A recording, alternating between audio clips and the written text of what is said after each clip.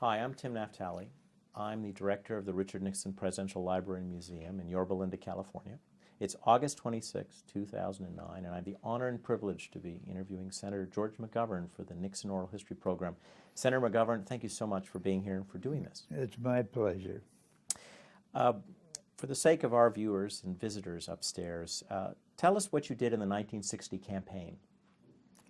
Well, I campaigned for Senator John Kennedy, who was running for president that year against Richard Nixon. It was a very tight race. I had no idea how tight it was going to be until the votes were counted. Jack Kennedy won that race by 120,000 votes out of probably 75 million. It was less than 1/5 of a percentage point in each precinct that made the difference in that race. I was always interested that President Nixon, later on President Nixon, never called for a recount in a race that close, but he took the view that while it had been close, he was defeated and he accepted his loss. I was also running for the United States Senate for the first time, running against Carl Mundt, an entrenched senator who had been in office longer than anybody else in the history of South Dakota. He was a tough opponent, and I lost by 1 percentage point.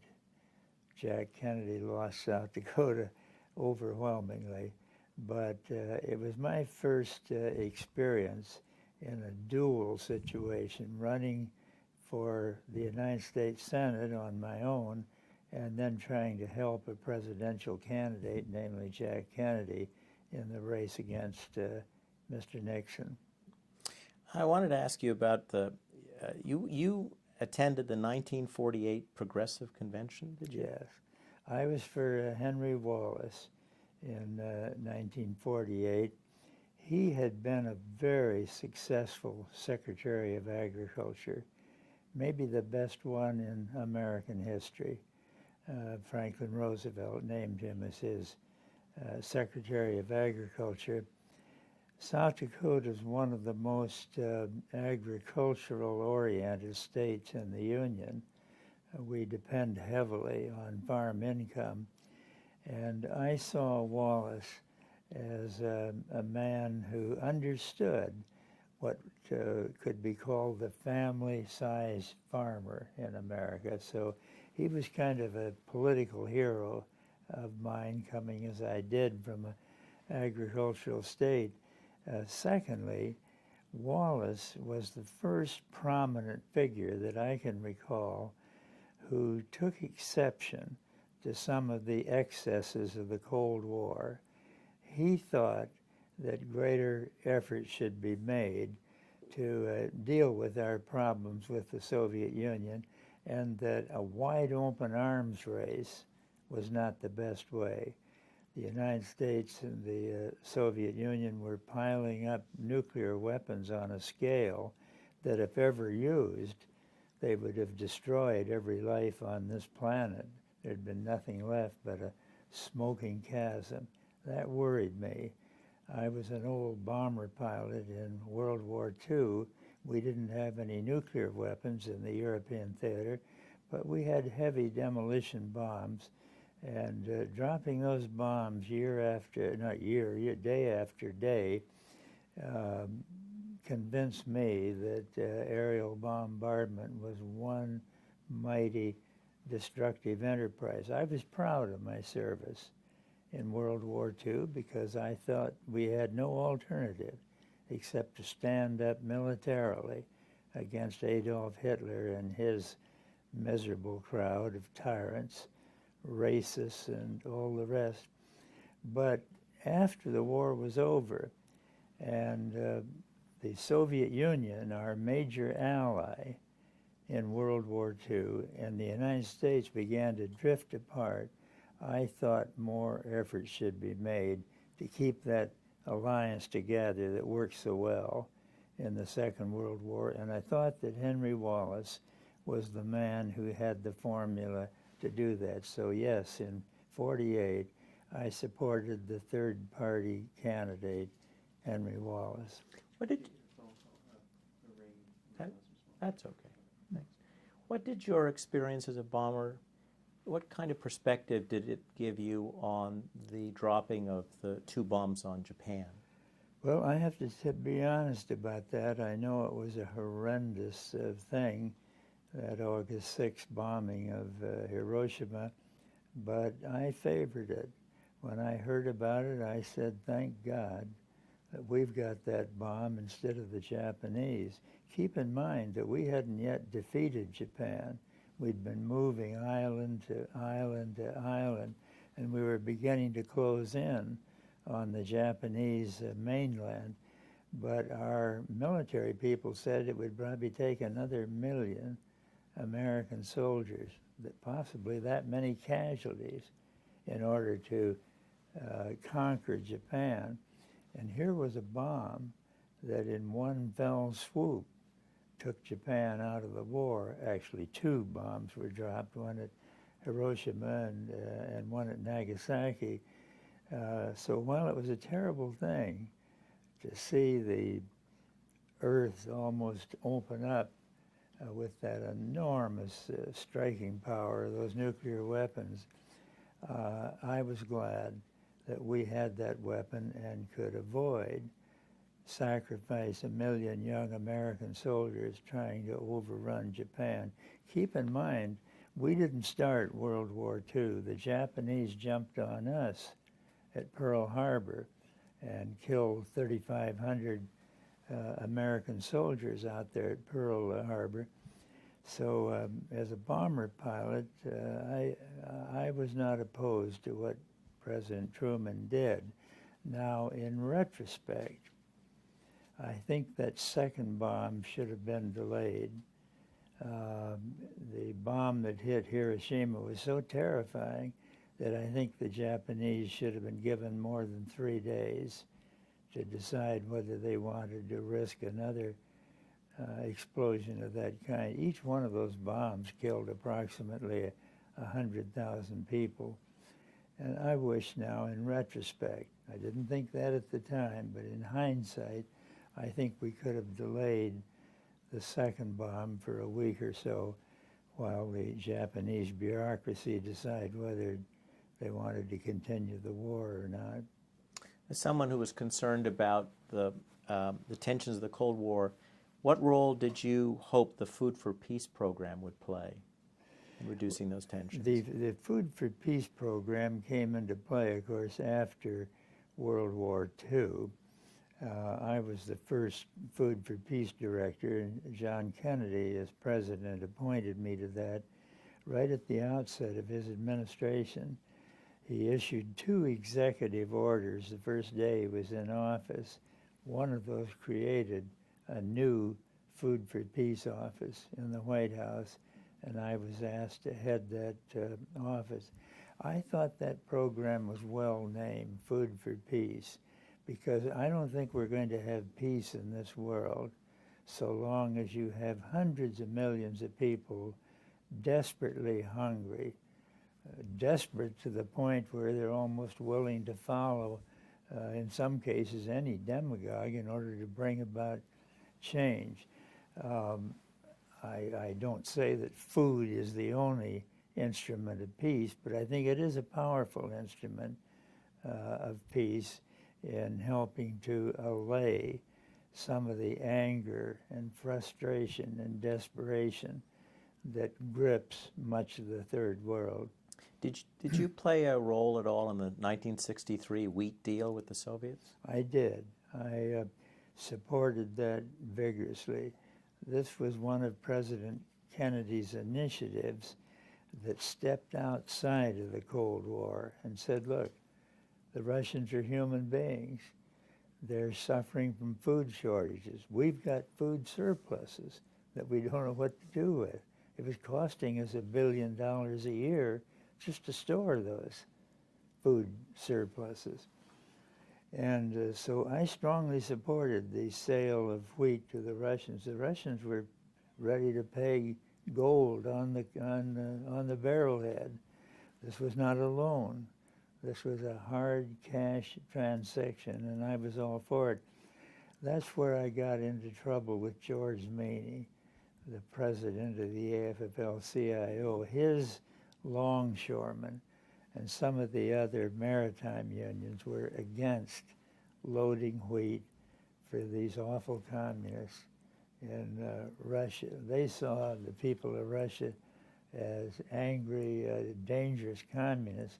I saw them as little kids and old people and unemployed people that had been our allies in World War II. And it's always bothered me to see hungry people in the world. I like to eat. I really enjoy going to a first-class restaurant and eating a good meal, but I've always thought I'd enjoy it more if I didn't know there were people out there that will never in their lives have a meal like that, never know what it is to have plenty of food for their children. So this matter of hunger has always weighed in pretty heavily on my mind, on my conscience, and on my public career. I'd like to live long enough to see every hungry kid in the world getting at least one good meal a day. And you want to know something? I think that might do more to discourage terrorism than sending our army to occupy poor countries in various parts of the world. I'm not against an adequate national defense, but I don't think we're going to resolve the problem of terrorism with battleships or aircraft carriers or tanks or other weapons of war. I think feeding hungry kids might do more to lessen the anger of these young Muslims around the world than sending in the Marine Corps. Let me ask you about a place where we sent in the Marine Corps in this early period. When did you start to have doubts about the U.S. policy in Vietnam? I had doubts about it even as far back as the 1950s, when we were helping the French restore their colonial grip on Vietnam, Laos, Cambodia, what was then called French Indochina. I knew from my studies in graduate school at Northwestern University that the French had an imperial grip on Vietnam and the other little colonies out there for 100 years before we went into Vietnam. I knew that they were hated by the Vietnamese. I'd read about Ho Chi Minh, a revolutionary leader in the tradition of George Washington and his guerrilla forces that were so effective against the French occupation of America.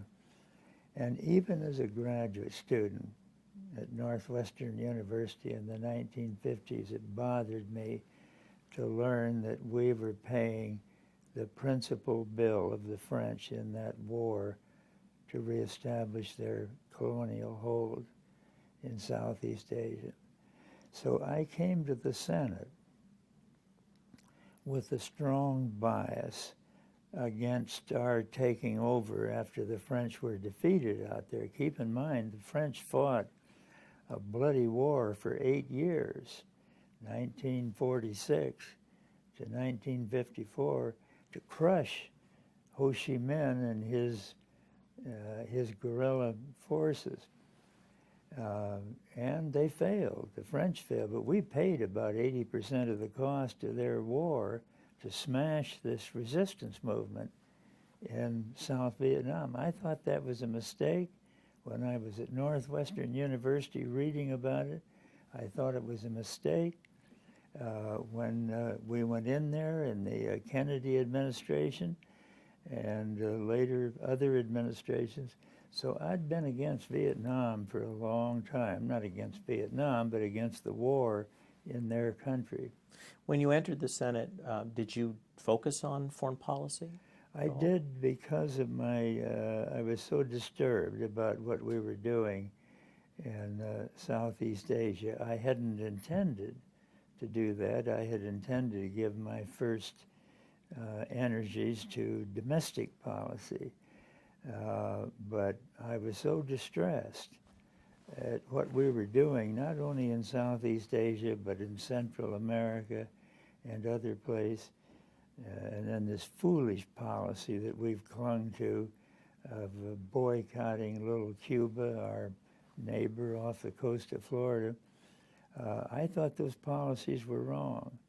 I thought the huge nuclear buildup that just kept going on year after year while these nuclear weapons piled up year after year, with the Soviets doing the same thing on their side. I thought that was a dreadful mistake. I still do, these many years later. So that's what led me to become a voice on foreign policy, even though I came from a little agricultural state where ordinarily they expect us to be somewhat isolationist. When you came to the Senate, who else was speaking out on these issues?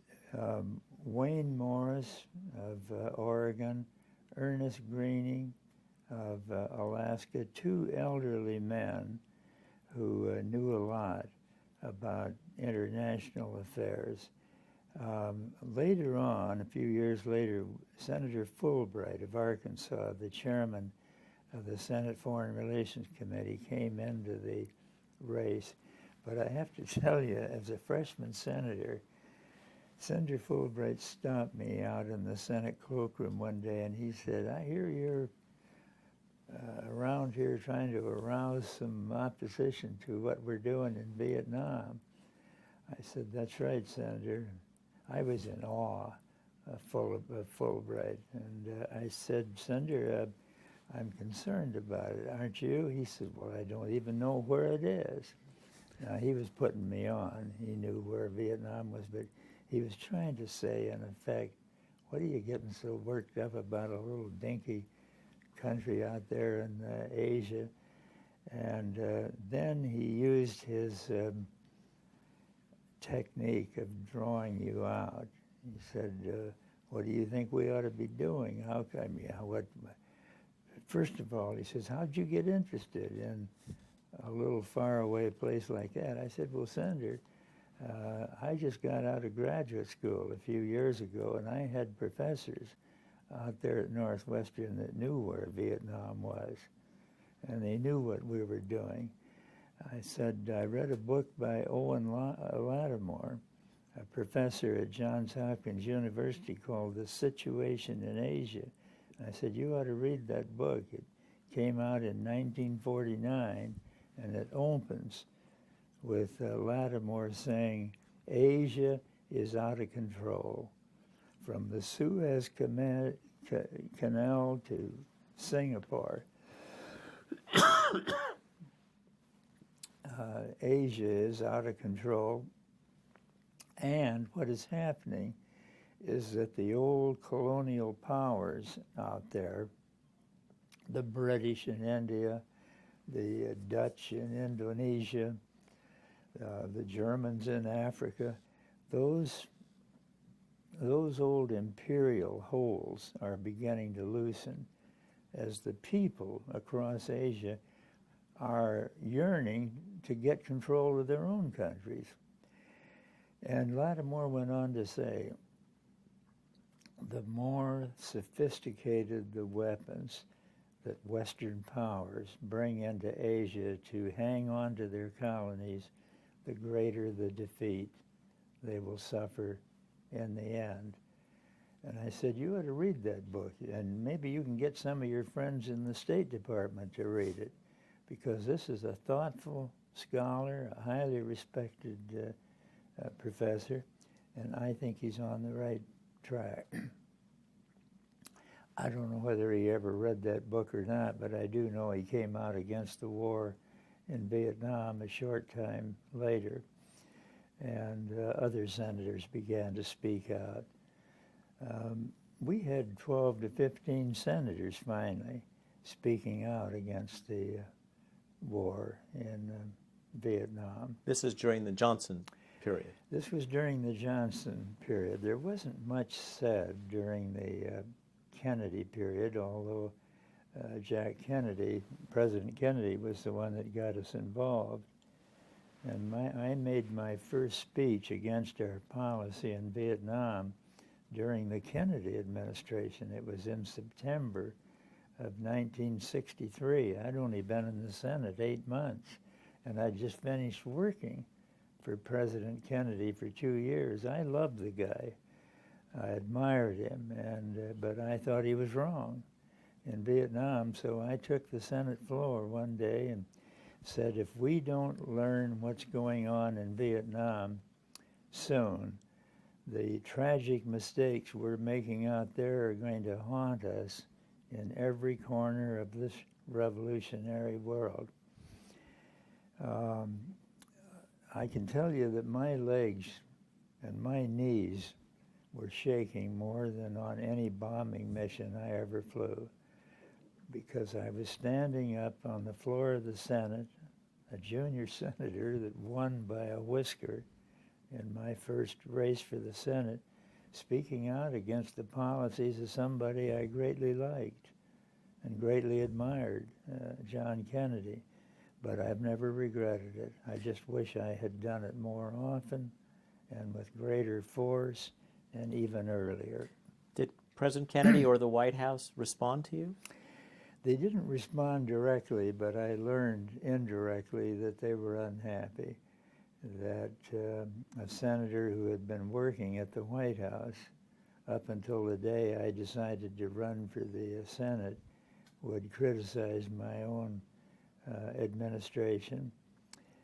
Later on, I think by the time President Kennedy was killed, he was beginning to have some questions about Vietnam. We can't be sure of that because he didn't say much to indicate any lack of confidence about the role of the U.S. military in crushing the rebellion of Ho Chi Minh.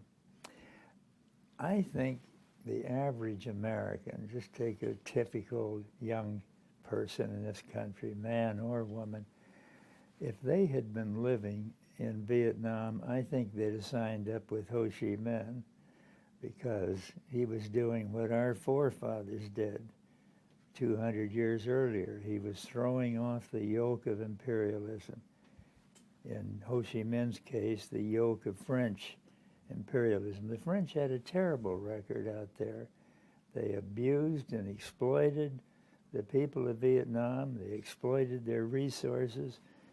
I think if Americans had really known what was going on out there, I think they'd have been more sympathetic to Ho Chi Minh and his little band of guerrillas than they were towards the French, who were the exploiters of the people there. Senator, can you recall some moments where you tried to make this case to President Johnson?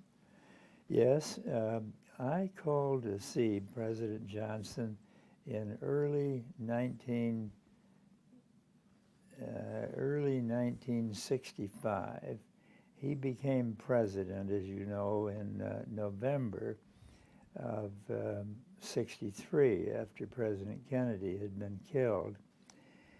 And I had already, as I said, spoken out against our policy in Vietnam, but I thought that with the killing of President Kennedy and a new president all of a sudden being called to take over the government, I thought those of us who were in dissent should be quiet for a while and see what Johnson would do, give him a chance to look at the policy and decide whether he wanted to continue it. So I remained quiet during the balance of 63 and early 64 through the presidential campaign of that period. In 64, Barry Goldwater ran for president against Lyndon Johnson, and his argument was that Johnson was too weak in standing up against the communists in Southeast Asia. We should be bombing them. We should use our weapons more vigorously to smash this communist movement out there. So I remained quiet about Johnson's policy of continuing the war. As a matter of fact, I voted for the Gulf of Tonkin resolution in August of '64 because I believed the Johnson administration when they said that 2 of our destroyers had been attacked unprovoked by PT boats of the Vietnamese fleet. We now know there was no such attack. We know that that story was concocted by the Johnson administration, but I went along with it, believing that the administration was giving us an honest picture. And I supported the Gulf of Tonkin resolution, which in effect upheld Johnson's hand in replying to that alleged attack. And I realized belatedly that was probably a mistake. Just 2 senators saw through what was going on and voted against the Gulf of Tonkin resolution, Greening of Alaska and Morris of Oregon. Morris had a former staff member who had become an executive in the Pentagon, and he was feeding the senator information on what was really going on in Vietnam. I didn't know that at the time, and it wasn't until sometime later that I learned about it. But Morris and Greening were right. The rest of us were wrong in supporting that Gulf of Tonkin resolution. Every single member of the House voted for it, all but 2 of the senators. So it was a great political victory for Johnson, and it buttressed his hand against Goldwater, because here you had a resolution that Republicans, 100% of them, and 98% of the Democrats were for it, and it greatly strengthened Johnson's hand in that presidential race of '98. And that didn't bother me, because I thought we'd be better off with Johnson at the helm than Barry Goldwater. How many of your colleagues do you think voted for the Gulf of Tonkin resolution because they wanted to bolster Johnson in the campaign? I think most of the Democrats voted for it for that reason. They felt that Johnson was preferable to Goldwater, that he had a less aggressive position on Vietnam, that the chances of maybe coming to negotiations might be greater with Johnson. I can't speak for all my colleagues. I'm just telling you what I think, not what I know, as to why they lined up and voted for the Gulf of Tonkin resolution. Incidentally, let me add, I don't think the Gulf of Tonkin resolution changed anything. It was more of a political tool to try to get the whole Congress together behind Johnson, but I don't think it had much impact on what took place out there in Vietnam. You told me earlier that you were surprised to hear Johnson express doubts about his Vietnam policy on the Johnson tapes. You didn't see evidence of that. I didn't. At the time. I was just flabbergasted when those Johnson tapes came out, and that was just a few years ago. Johnson had a taping system the same as President Nixon, and I didn't know that any more than I knew about the Nixon tapes until it was revealed in the Senate hearings.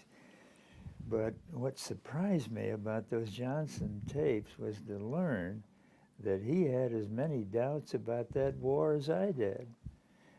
He used to meet with the chairman of the Senate Armed Service Committee, Richard Russell of Georgia, who I also thought was 100% behind the war.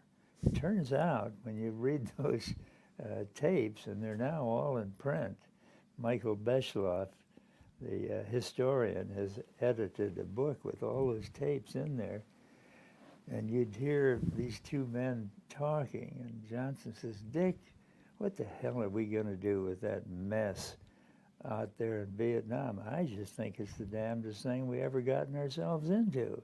But I don't know how the hell to get out of there now." And Russell would say, "Well, I don't know, Lyndon. I agree. It's just the worst mess I've ever seen in all the years I've been in public life." And he said, "I warned the Eisenhower crowd about not going in there, and I think I had something to do with keeping them out. But they did put in 200 mechanics, aircraft mechanics, to keep the helicopters flying and do other things. And when they sent an aide up to tell me that they had added 200 quasi-combat personnel there, mostly mechanics, I told them, let me tell you something, you guys. You send 200 men in there today, and 5 years from now, you're going to have 200,000 American soldiers there." That turned out to be a conservative estimate. We ended up with 550,000 troops there. In 1968, were you surprised when Johnson decided not to run for re-election? Yes, I was. I thought that Johnson was one politician who was determined to stay in high office all of his days, and I think that was his plan. But he saw that war turn sour. He saw every place he went around the country that he was booed, young people particularly, college students particularly. He had young daughters of his own. I think he was sick at heart that the liberal part of the Democratic Party, which was the part that he had to depend upon to get his program through, turned against him because of the war out in Vietnam. Here's Gene McCarthy, progressive young senator from Minnesota, running against him for the presidential nomination in '68. McCarthy hadn't even been heavily involved in the anti-war movement, but nonetheless, he announced formally he was going to run for president, and Johnson saw him begin to gather strength, began to gather force, almost won the New Hampshire primary, was threatening to win the Wisconsin primary, and I think he just couldn't stand it. He just thought, my God, what have I done, you know? I had this whole country with me in '64. I won that election in a landslide, which he did. He gave Goldwater a shellacking about like Richard Nixon did me in '72. And yet here he is with the whole country beginning to swing against him. So I think that's what led him to announce he was not going to run for re-election. Had you considered running against President Johnson? Well, I hadn't considered it, but the anti-war crowd, these young people, the college leaders and others, were after me to run against him because I was perhaps the most outspoken critic of the war, and I was somewhat of a folk hero on university campuses. So they were after me to run, but I didn't see how I could do that because I was up for re-election to the Senate in 1968. I had won the first race in '62 in a recount where I barely nosed out my opponent, and now I'm up for re-election to a second term. And I thought, I just can't give that up. I can't sacrifice my position in the Senate for what is obviously an uphill race. I didn't have any money. I wasn't a wealthy man, and I didn't have a lot of big financial backers. And so I told this crowd that was after me to run, why don't you get hold of a senator who's against the war, but who's not up for re-election to the Senate? And then if he loses the presidential bid, at least he'll stay on in the Senate. So they wanted to know who I could suggest. I suggested Senator Lee Metcalf of Montana and Senator McCarthy of Minnesota, neither one of whom had to face a Senate election that year. They went to Metcalf first. He practically threw him out of his office. He said, "What are you talking about? I'm not going to run against a Democratic president for the nomination. Furthermore, I have no interest in being president of the United States. I'm enjoying being a United States senator." So then they go to McCarthy. And to my surprise and to theirs, he said, "Well, I just might do that." He came over on the Senate floor, and he saw me over there, and he walked over. He says, "George, your guys came over to see me. I think I might just do that." I didn't expect it, and I didn't expect him to do as well as he did. I then told Robert Kennedy, I said, "Did you realize that Gene McCarthy's going to run for president?" His face just turned white. He said, "Are you sure of that?" And I said, "Well, that's what he says." Well, Bobby had been urged to run against Johnson, as you know, and had turned it down and probably thought it was hopeless. But when he realized Gene was going to do it, he began to think, well, maybe I should get into this thing, which he did. So we had two senators campaigning for the nomination in addition to Johnson. And it was at that point, after Bobby got into the race, that President Johnson announced he would not run for re-election. I kind of felt sorry for Johnson. I detested that war in Iraq, but I thought Johnson had done a great job on domestic issues. He got through two landmark civil rights legislative proposals, the Public Accommodations Act and the Voting Rights Act of 1964 and 65. No other politician in America could have gotten those two bills through Congress. He practically twisted off the arms of those Southern senators to get enough support out of them so we could pass that bill. And when he signed it into law, he turned to some of us who were standing nearby that had been active in support of the law, and he said, "Well, folks, there goes the South for the next 100 years." And he was right.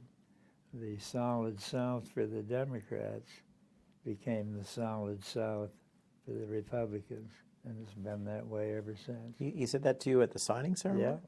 Yeah, right after the signing. He says, "Well, gentlemen, there goes the South for the next," I've forgotten whether he said the next 50 years or the next 100. But Johnson knew the South better than any of us and what it took to run for office there. And so when I saw him resigning from running for re-election again, the guy that had just won 4 years earlier, a big landslide win, and I knew that his heart was not in that war as much as we had believed earlier. And then, of course, when the tapes came out, we knew his heart was not in the war. I felt sorry for him. I thought that he had done a lot of good in the country. This Great Society program of his was a wonderful program. It was ridiculed by the Republicans, but it was a wonderful program. The neighborhood youth corps, the domestic peace corps, putting young guys and girls to work building up our forests, parks, and so on. He did a lot for education. He did a lot for housing. He did a lot for working people, and of course the great landmark civil rights cases. In a sense, Johnson deserved a second term, but he blew it away with his disaster in Vietnam. Did you campaign for Hubert Humphrey? I did. And as a matter of fact, as soon as Hubert was nominated in '68, I think I was the first person to get up on the podium at the National Convention and hold up Hubert's hand and say that I'm for him. I never had any trouble doing that because while Hubert supported the war in Vietnam, he'd had a great record on everything else. And he was running against Richard Nixon. I didn't have any big beef against Nixon either, but I felt that he and Hubert had about the same position on the war in Vietnam, but Hubert had led the fight for years on civil rights, on the Peace Corps, on food for peace, on housing for low-income people. He was a genuine liberal on everything except Vietnam, and so I had no trouble campaigning for him, given the alternative of President Nixon. Did he let on to you that his heart wasn't completely in the Vietnam? No. What he said to me, he was my next-door neighbor in Washington. I lived literally next door to him for 12 years. And he told me one weekend, he said, "George, I know how you feel about Vietnam, and I know that some of the National Press Corps are going to try to invent stories that secretly I'm against Johnson's policy in Vietnam. I want you to know that I'm 100% behind our policy in Vietnam. There's no difference between President Johnson and me, and I want you to know that as a friend." And I believed him. That was his view. Did in some of the interviews, actually Joe Califano told us that Humphrey wasn't LBJ's choice. Did you have a sense that LBJ wasn't fully behind Humphrey? That surprises me because Hubert was certainly faithful to Johnson, and he was in the Senate when Johnson was majority leader of the Senate. I remember some of the other people that were talked about by Johnson, Senator Dodd of Connecticut, not the current Dodd, but his father.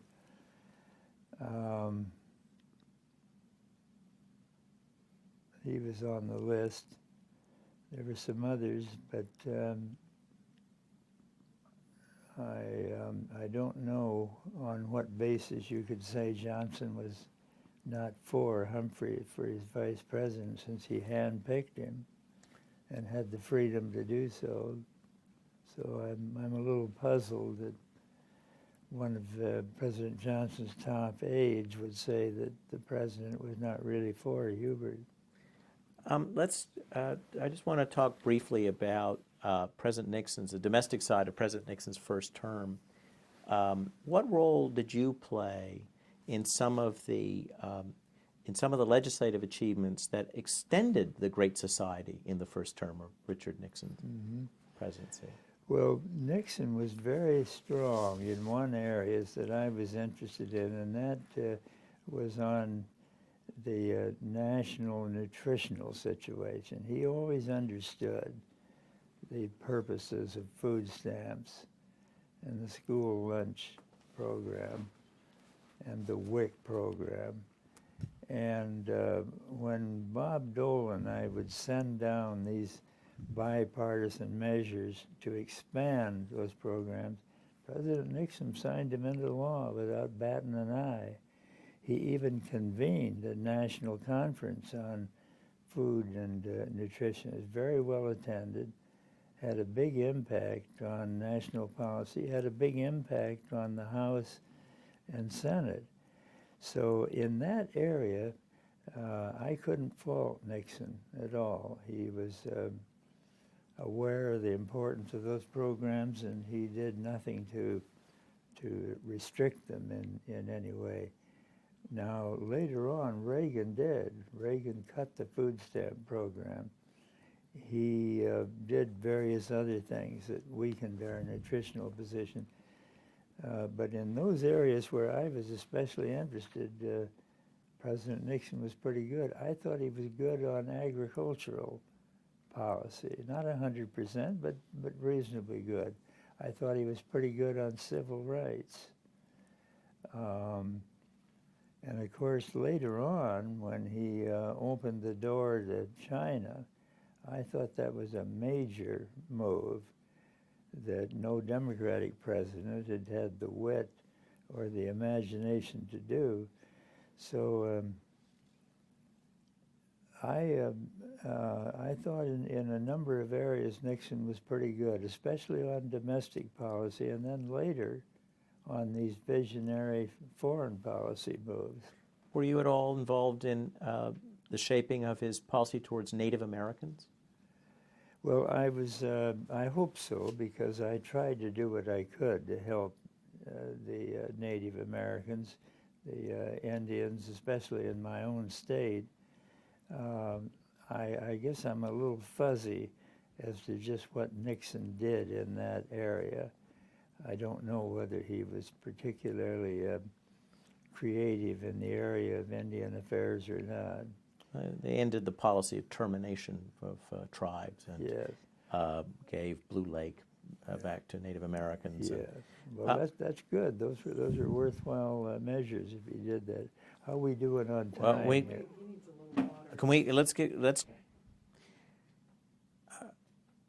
we'll move ahead to 72. How did you defeat Edmund Muskie? I outworked him, for one thing. I was back and forth across this country without ceasing for almost 2 years. I announced, not in January of '72, which up until that time in American history had been the accepted time to announce. I knew that coming from a little state like South Dakota with 3 electoral votes, that I had to outwork Ed Muskie in order to win that nomination. So I announced in early 1971. It was regarded as a kind of a freakish thing to do, and the press paid no attention to me for the first 8 or 9 months, because always in the past candidates had announced in the election year, but it enabled me to organize grassroots organizations all across this country, just to do it very quietly, not much press attention. I remember working in the state of California from stem to stern, long before any other presidential candidate had even visited California. I must have had 1,000 coffee parties in that many different living rooms across this great state of California, long before anybody else was out, and people began to think that I made sense. The crowds began to grow a little larger. It became a little easier to get people to come out to a coffee reception or a cocktail party or whatever it was. And so I think I built quietly a grassroots organization that was superior to anything that Ed Muskie had, or Hubert Humphrey, or John Lindsay, or any of the other. There were 16 candidates in that race. And then I began to work the campuses very hard. I recruited a lot of young people on the campuses across the country and gave them jobs to do. I began to look for highly talented people to put into top campaign spots, people like Gary Hart, an unknown young lawyer from Colorado, Frank Mankiewicz, a wily, old, humorous, witty guy who had been with the Kennedy operations for years, who became my political director. We began to work on potential delegates before anybody else. And I think by the end of 1971, I had a much better organization across the country than any of the other candidates. So that's maybe a major way in which I won that nomination. Also, I was very clear on the transcendent issue of the day, the war in Iraq. That was the cutting Vietnam. of Vietnam. That was the cutting edge of the campaign. And I just called for our disengagement, flat out. I said we'll have all of our troops out of there within 60 days after I became president. No other candidate was that bold and forceful. But that's what got to the housewives and the college students and some of the workers and some of the business people, even Wall Street, began to listen. And so by being blunt and direct and decisive on that issue, I picked up the anti-war vote almost in its entirety.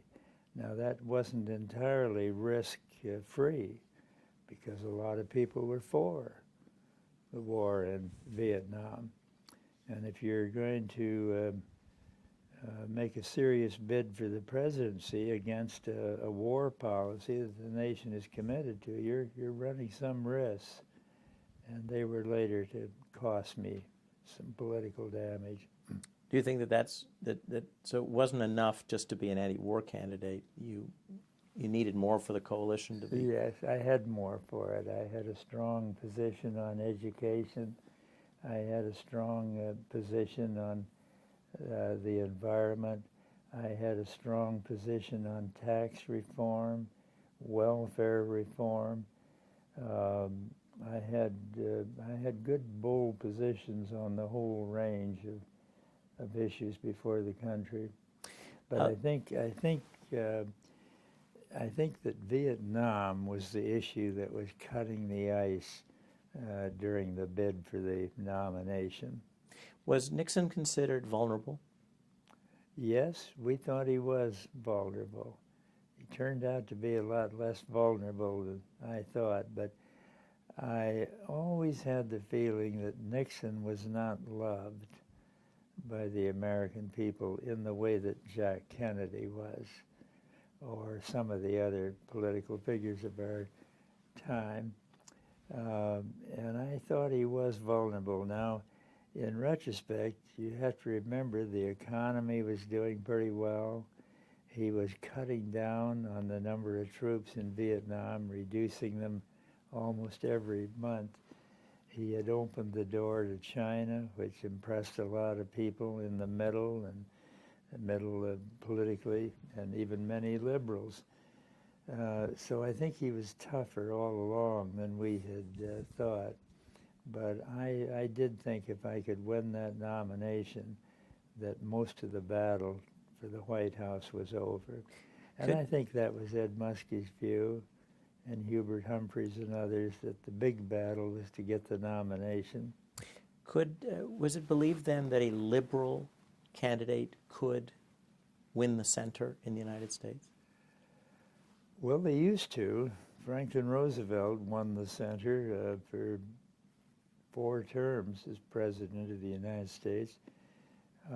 Jack Kennedy won the center, not by a big margin, but enough to get to the White House. Lyndon Johnson, I think, carried the center. It became increasingly tough, I think, for various reasons, but one was that liberals were constantly assailed by the right wing in American politics. We were painted as some kind of extreme ideologues who were way out of touch with the American people, and that theme was banged away on by the right wing night and day, to the point where it made it difficult for liberals to carry moderate votes and what might be called the center of our political spectrum. Did you get a whiff of the dirty tricks Yes, we saw certain things done. I remember we had a big rally scheduled in Los Angeles one Sunday to try to reach concentrated black audiences, and we worked on all of the black churches in central Los Angeles. We did it very well. We had handbills that were given to everybody going to church that morning. We had picnics organized after the church hours in which people were invited to attend. And we worked it rather systematically. I expected to have maybe 25 or 30,000 people coming out after church to attend these various things, and I would go around and speak to 3 or 4 different groups. Well, during the night, Saturday night, early evening, a battery of phone calls was made to all the churches saying that the rallies had been canceled and that George McGovern would not be able to appear, that until further notice there would be no such rallies.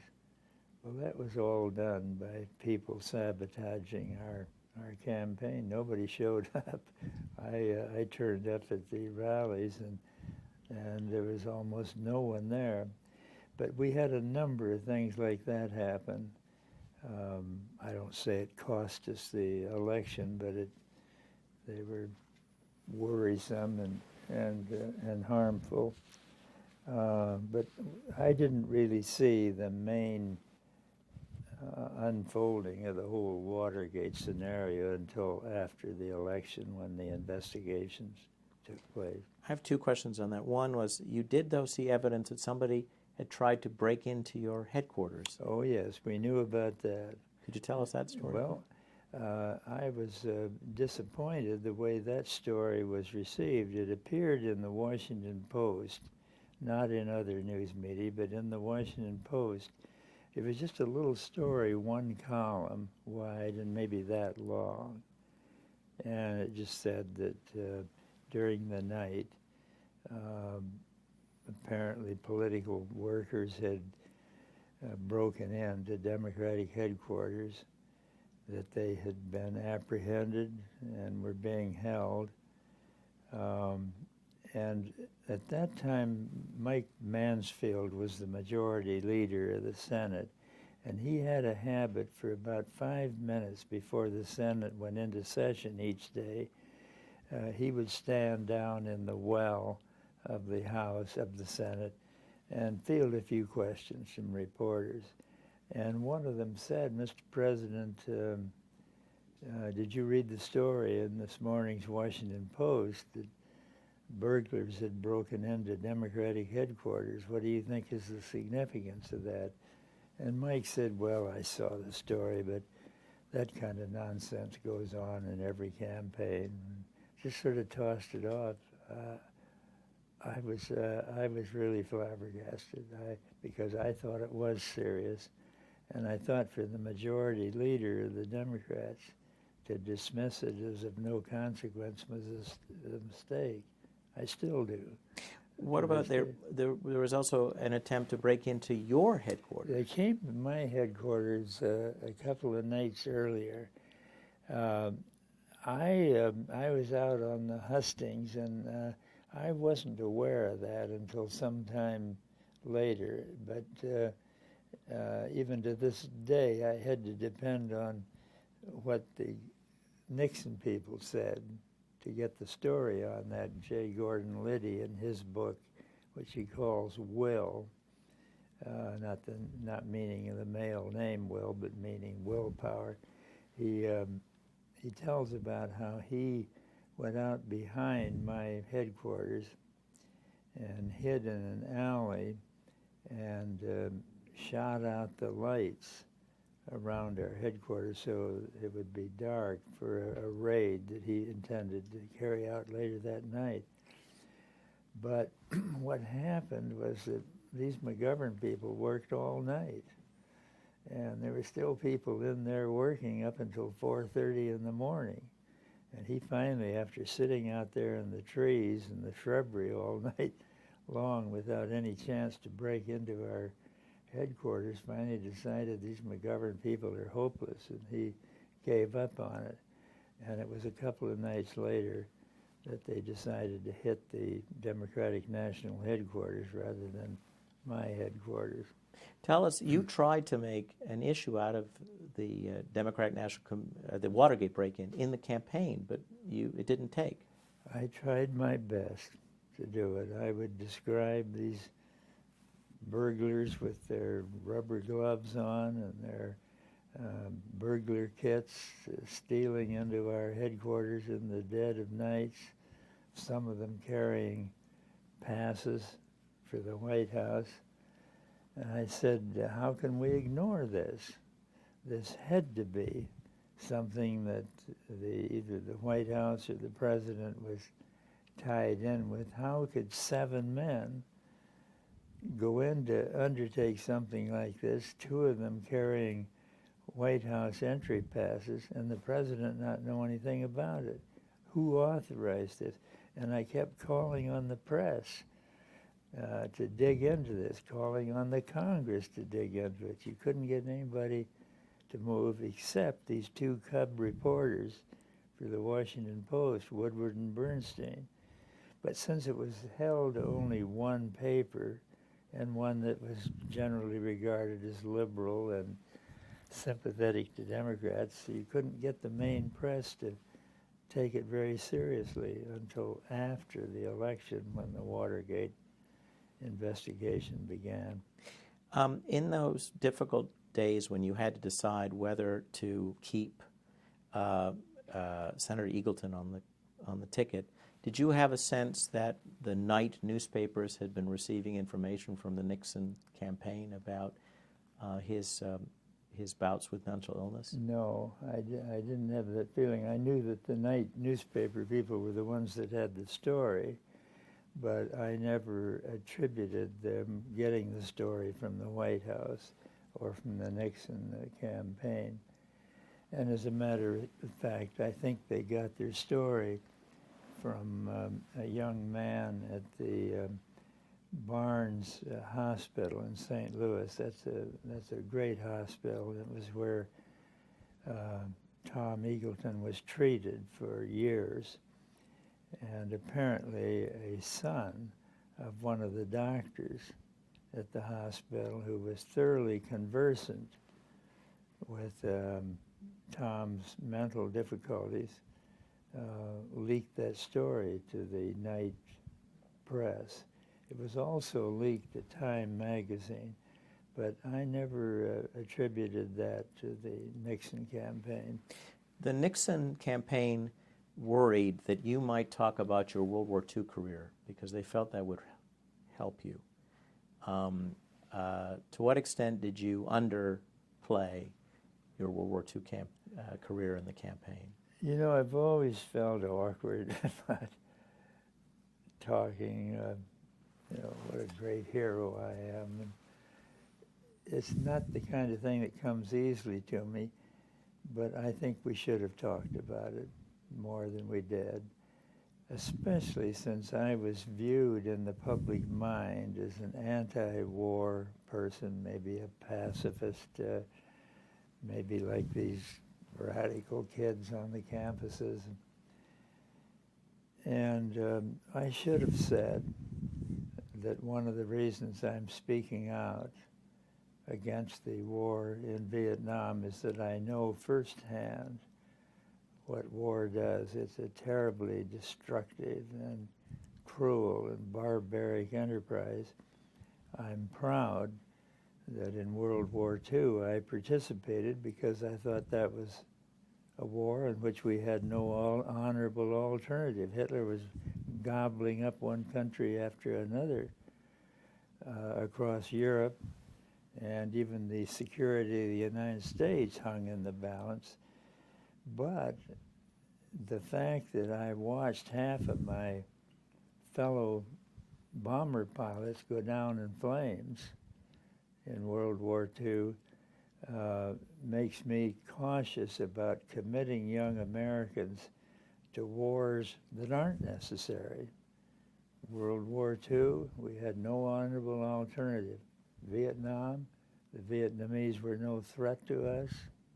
They didn't want war with us. We were engaged in a dubious enterprise there, and that's why I speak out against it. Not because I'm a pacifist, not because I'm unwilling to defend this country. There's never been a time in my adult life that I would not have given that life gladly if it were in the genuine defense of the United States. I love this country and it's worth defending, and I defended it as a young man in my youth, so I don't want anybody questioning my loyalty or my willingness to defend America. On the other hand, I don't want powerful men in Washington committing my son or your son or your son to a war that's unnecessary. And I think that would have carried more weight if I had done that, and I sincerely wish I had done it now. I interviewed Daniel Ellsberg, and he Yeah. told me that in 1969 and 70, he came to you and tried to involve you in speaking out about the war using the Pentagon Papers. That was against the law. And you can't leak classified government documents to the press. I was not about to do that. I was against the war, but I wasn't going to leak classified government documents and possibly end up going to prison. And I told Dan that I thought he was the one. You know, he actually had been one of the architects of the Vietnam War. And I said, if you have materials that will refute that war policy, I think it's up to you to make a decision that you may owe it to the country to risk going to jail in order to reveal that policy. But I said, don't ask a junior senator from South Dakota to do that who's been speaking out against the war and will continue to do so. He told me that he'd gone to see Senator Fulbright, and I said, look, Senator Fulbright's not going to do that. He's not going to release classified documents in violation of federal statutes, which turned out to be right. I like Daniel Ellsberg. I think he's a very courageous man, and I'm glad that he saw fit to release those papers, because it did blow the whistle on the administration. But he almost went to jail because of that, and I just wasn't willing to do that. What do you remember of the day that President Nixon resigned? Oh, I remember that vividly. I don't say I gloated over it. I didn't. But I felt that justice was done in that case. I felt that the Senate and the House had approached the matter in a bipartisan way, and the vote was overwhelmingly on the side of the president stepping down. They didn't actually take the step to expel him from office, but it was clear that that was ahead if he didn't step down. So I felt that was a case where justice was done. And I don't draw any particular glee over it, but I think it was the right course. President Nixon was very afraid of Edward Kennedy running against him, and since Senator Kennedy just passed away. Why didn't Senator Kennedy run against President Nixon? Did he ever tell you why he didn't? I think that at that time it was Robert Kennedy. I meant in 71. Oh, in 71, Yeah. I see. I think that Ted seriously considered it in that period, but in the, I guess it would have been in the summer of '69, he had the accident at Chappaquiddick, and I think he came to the view that he just couldn't mount a successful presidential campaign after that tragedy, that it had scarred him in ways that would make it difficult for him to carry out a presidential campaign.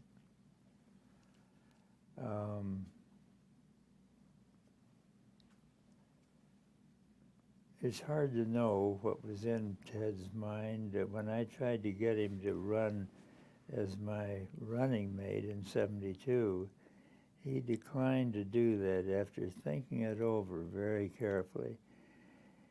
And I always thought it was because he saw that that he was the only Kennedy brother left. Jack had been killed, Bobby had been killed, and so Ted, who had young children of his own, was the only member of the Kennedy clan left of the males, and that he didn't want to risk being the third one to be shot, to be assassinated, and just decided he couldn't put himself on the line in that way. That was my own view of it. Did he say that to you? No. Final question. You decided to come to Pat Nixon and President Nixon's funerals. How did you come to make that decision? Well, I decided it was the proper thing to do. President Nixon had been President of the United States. He had been my opponent. And I thought that it would be a good show of dedication to the enduring ideals of the country for me to recognize the high office that he had held, to recognize that campaigns can't go on forever. There comes a time when you have to work together to advance the countries in ways other than campaigning. And so it was on that basis that I went first to Pat Nixon's funeral, and then months later to President Nixon. I've never had any regrets about that. To students in the future, what was the legacy of Watergate? Well, it shows that even a very powerful figure can break the law, can violate the Constitution. It showed also that sometimes you get caught when you engage in behavior of that kind, and that you may pay a very heavy price for wrongdoing. I can't imagine anything worse that can happen to a president than to be thrown out of office in disgrace. And I'm sure President Nixon came to feel that way about it. So the lessons of Watergate is to tell the truth, to obey the law. The only oath a president takes is to uphold the Constitution. Don't ignore that oath. Take it seriously. Senator McGovern, thank you for your time. It's my pleasure. Thank you for your patience. Thank you. Okay. Thank you.